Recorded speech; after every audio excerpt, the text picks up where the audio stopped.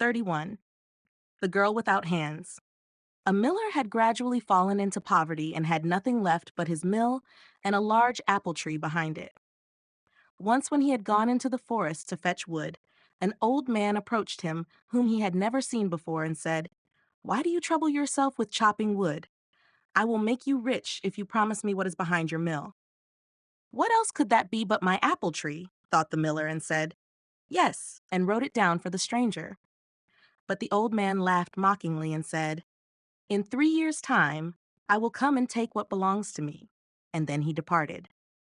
When the miller returned home, his wife met him and said, "Tell me, miller, where does this sudden wealth in our house come from?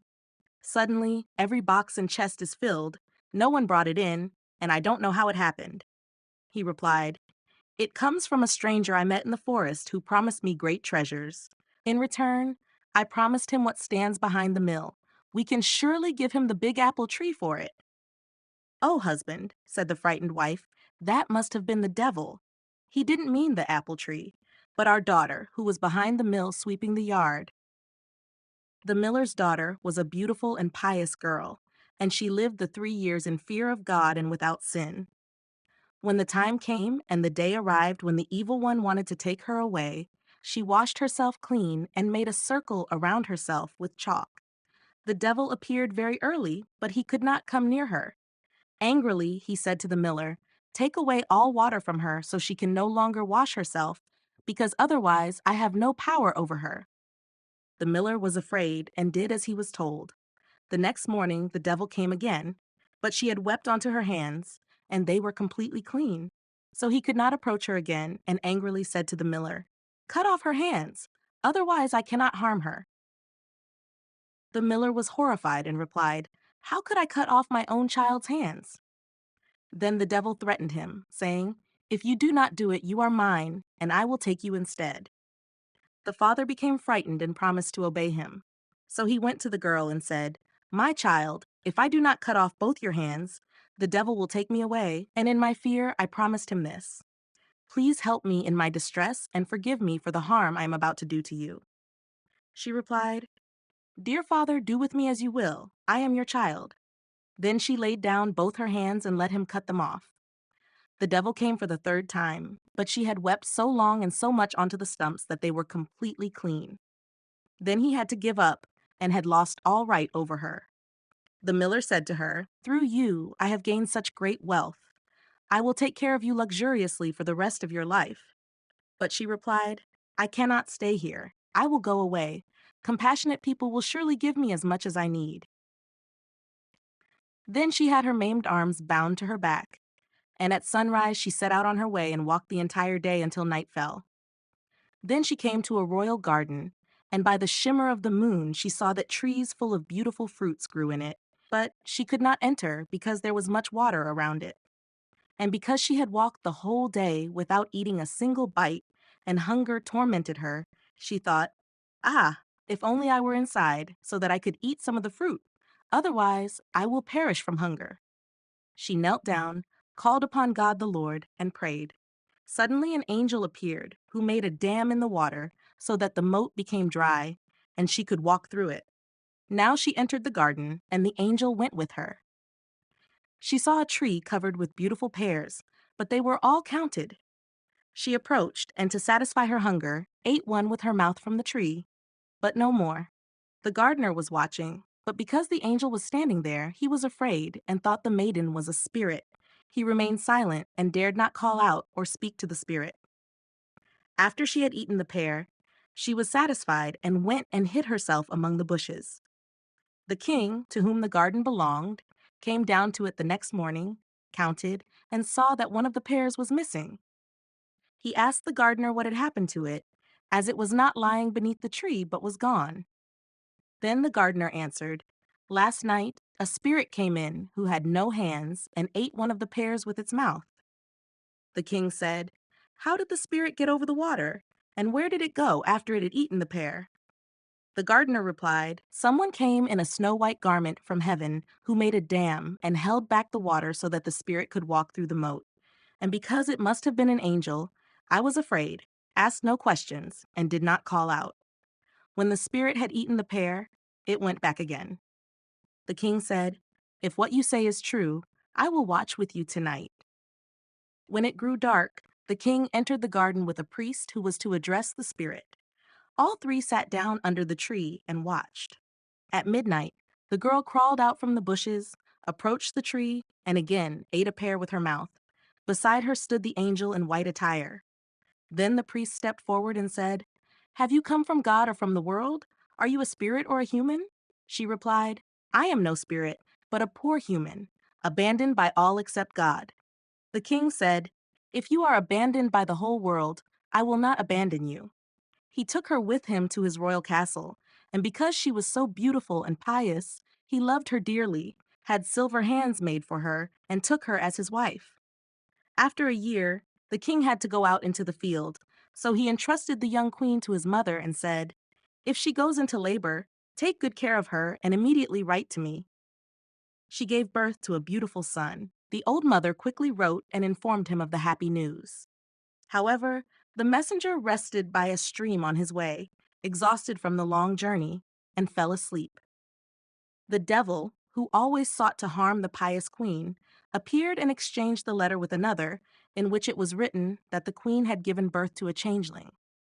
When the king read the letter, he was shocked and deeply saddened, but he wrote in reply that they should take good care of the queen until his return.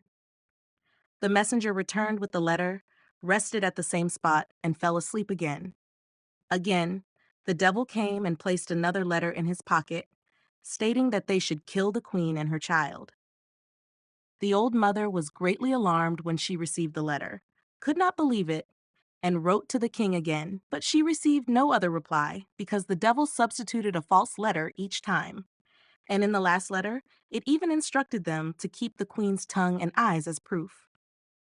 However, the old mother wept that innocent blood would be shed, had a deer brought in at night, cut out its tongue and eyes, and kept them. Then she said to the queen, "I cannot kill you as the king ordered, but you cannot stay here any longer. Go into the wide world with your child and never return." She tied the child to her back, and the poor woman went away with tearful eyes.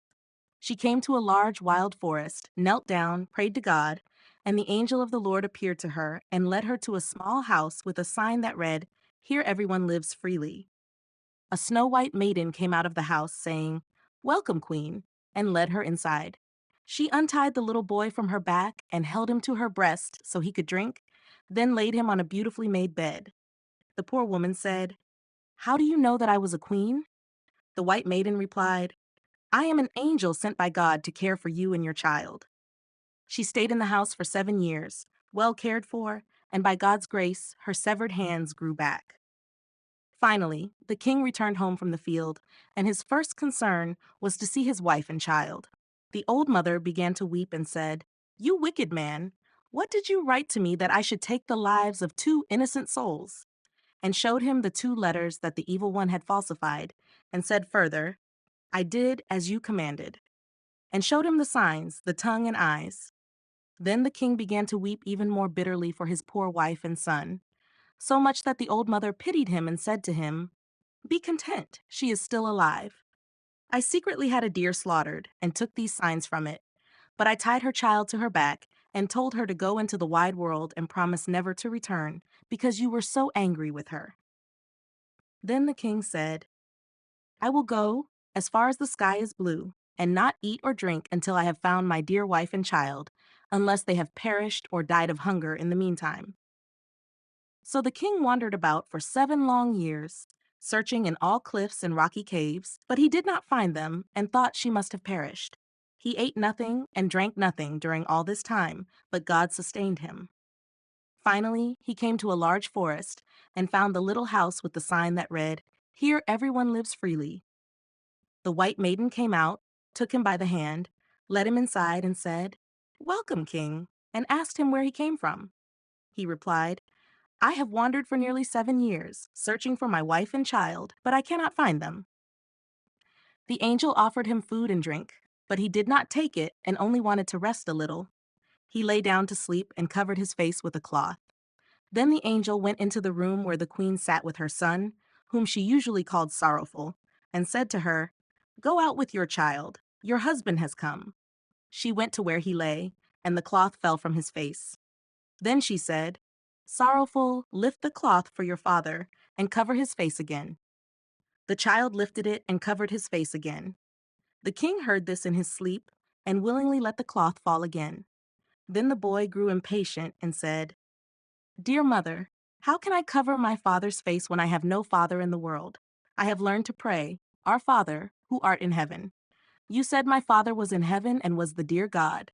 How should I know such a wild man? He is not my father." When the king heard this, he sat up and asked who she was. She said, "I am your wife, and this is your son Sorrowful." And he saw her living hands and said, "My wife had silver hands." She replied, "God in his mercy has restored my natural hands." And the angel went into the room, brought out the silver hands, and showed them to him. Then he knew for certain that it was his beloved wife and child, kissed them, was joyful, and said, "A heavy stone has fallen from my heart." Then the angel of God fed them together once more, and then they went home to his old mother. There was great joy everywhere, and the king and queen celebrated another wedding, and they lived happily until their blessed end. Third clever Hans. Hans's mother asks, "Where to, Hans?" Hans answers, "To Grethel." "Behave well, Hans. Will do well. Farewell, mother." "Farewell, Hans." Hans arrives at Grethel's. "Good day, Grethel." "Good day, Hans. What good things do you bring?" "Bring nothing given to me." Grethel gives Hans a needle. Hans says, "Farewell, Grethel." "Farewell, Hans." Hans takes the needle, sticks it into a hay cart, and walks home behind the cart. "Good evening, mother." "Good evening, Hans. Where have you been?" "Been with Grethel." "What did you bring her?" "Brought nothing given to me." "What did Grethel give you?" "Gave me a needle." "Where is the needle, Hans?" "Stuck it in the hay cart." "You did that foolishly, Hans. Should have stuck the needle in your sleeve." "No matter, we'll do better." "Where to, Hans?" "To Grethel, mother." "Behave well, Hans." "Will do well." "Farewell, mother." "Farewell, Hans." Hans arrives at Grethel's. "Good day, Grethel." "Good day, Hans. What good things do you bring?" "Bring nothing given to me." Grethel gives Hans a knife. "Farewell, Grethel." "Farewell, Hans." Hans takes the knife, sticks it in his sleeve, and goes home. "Good evening, mother." "Good evening, Hans. Where have you been?" "Been with Grethel." "What did you bring her?" "Brought nothing given to me." "What did Grethel give you?" "Gave me a knife." "Where is the knife, Hans?" "Stuck it in my sleeve." "You did that foolishly, Hans. Should have put the knife in your pocket." "No matter, we'll do better." "Where to, Hans?" "To Grethel, mother." "Behave well, Hans." "Will do well. Farewell, mother." "Farewell, Hans." Hans arrives at Grethel's. "Good day, Grethel." "Good day, Hans. What good things do you bring?" "Bring nothing given to me."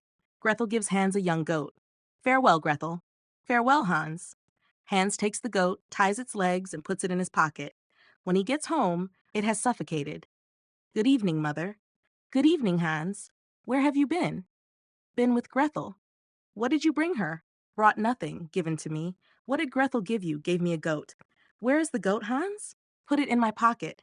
"You did that foolishly, Hans. Should have tied the goat with a rope."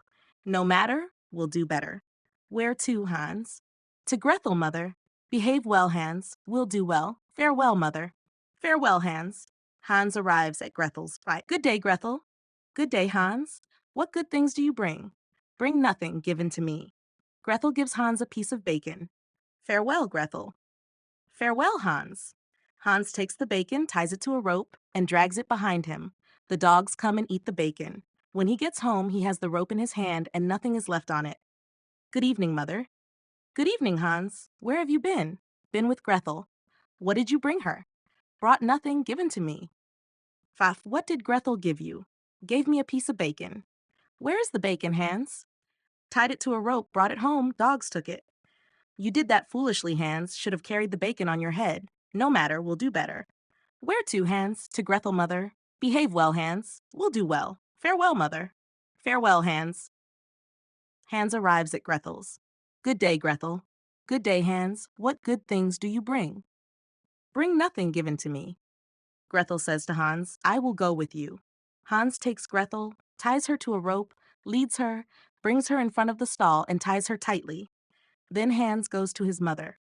"Good evening, mother." "Good evening, Hans. Where have you been?" "Been with Grethel." "What did you bring her?" "Brought nothing." "What did Grethel give you?" Gave me nothing, came with me.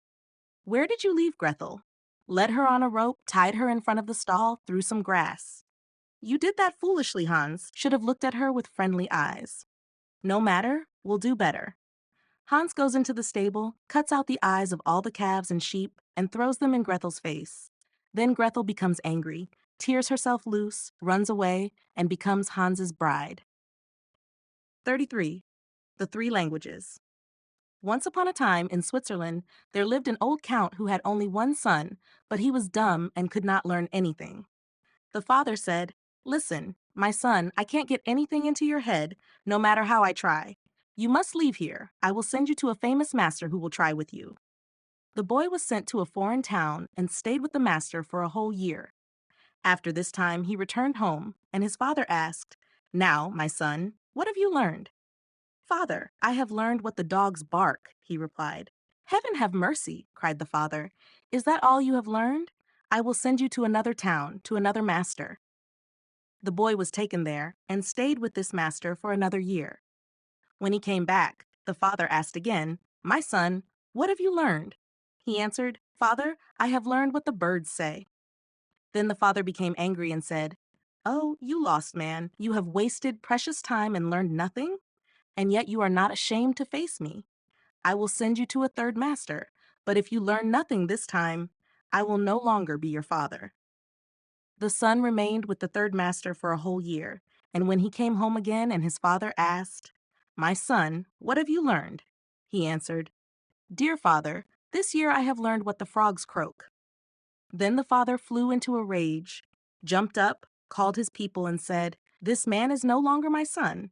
I cast him out, and I command you to lead him out into the forest and take his life." They led him out, but when they should have killed him, they could not out of pity, and they let him go. They cut out the eyes and tongue of a deer to bring them as tokens to the old man. The youth wandered on, and after some time came to a castle where he begged for a night's lodging.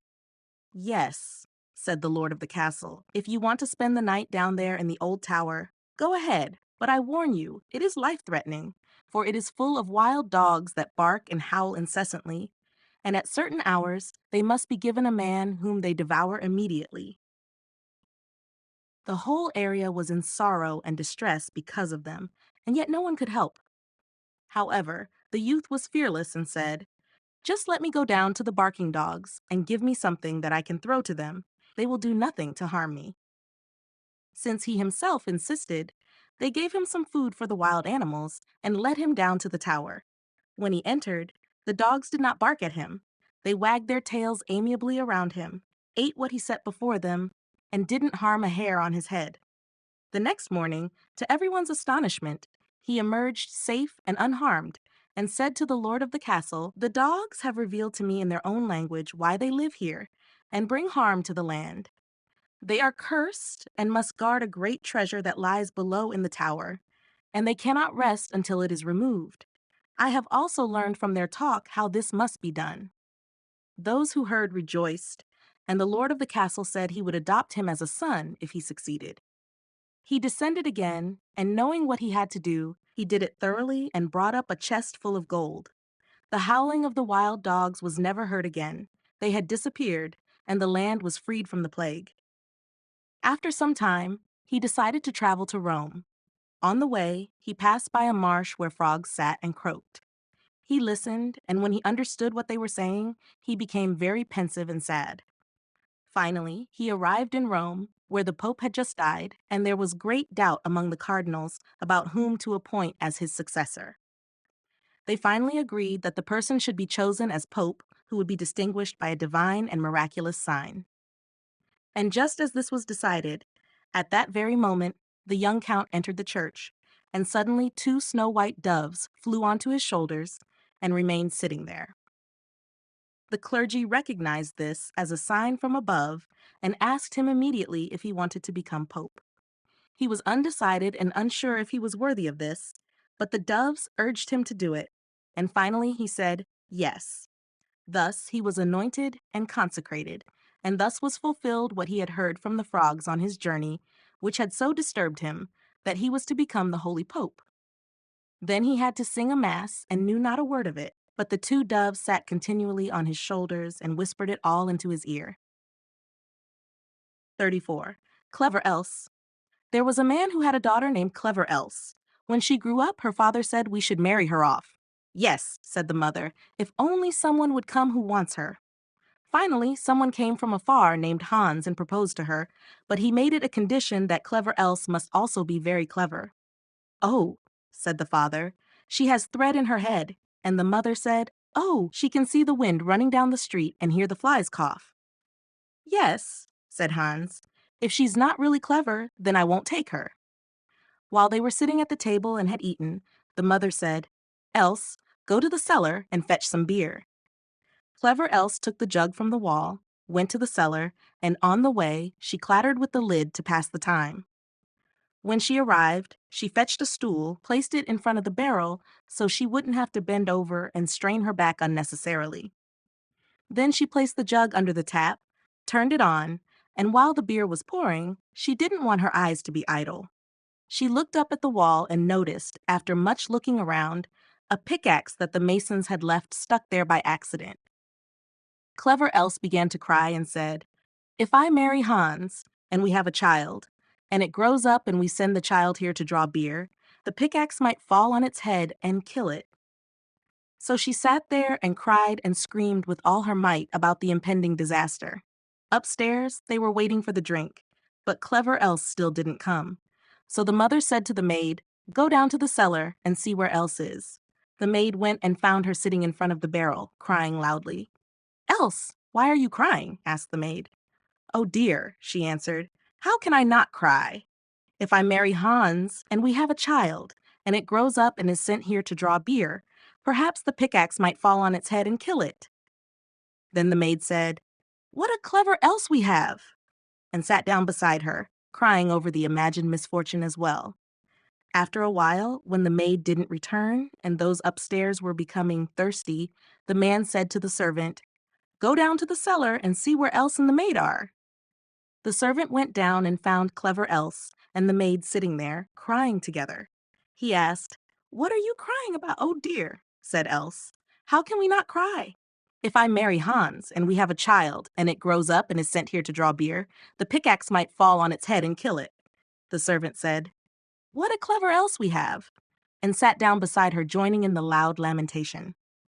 Upstairs, the man waited a while longer, but when his wife didn't return and his thirst grew stronger, he said, I must go down to the cellar myself and see where Else is.